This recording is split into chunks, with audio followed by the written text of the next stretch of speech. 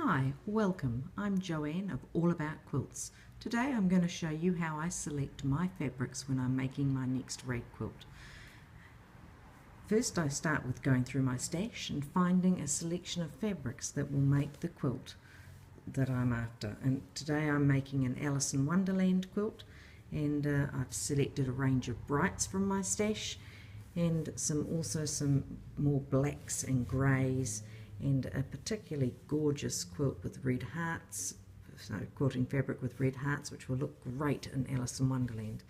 I then went shopping yesterday and I bought some extra fabrics, and these are the ones down here, the beautiful bunny rabbits. I've got a shell fabric, and I also, you'll notice the third one that I bought is a plain red. There's a very special reason I like to use a plain red. You'll notice that all these prints, when you look at their wrong side, are white behind. Similarly, these blacks, this black one that I'll hopefully be using, it's white behind.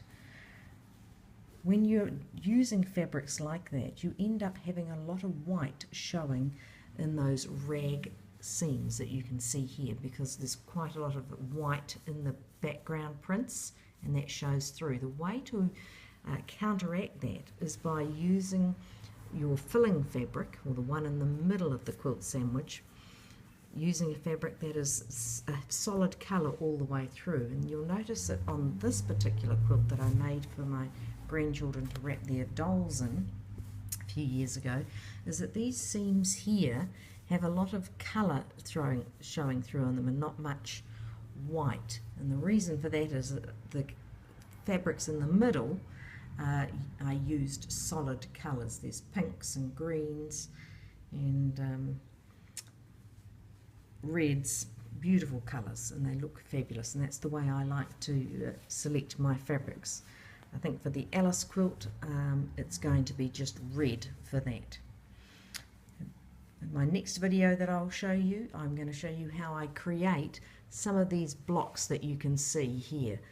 There's a plain block, and I'll be going in later on to show you how I do my appliques on the rag quilt, and then I'll show you how I sew them all together. So I'm Joanne from All About Quilts. Wherever you are watching this, scroll down and leave me a comment. Tell me what sort of rag quilt you're planning on making, and let's get sewing.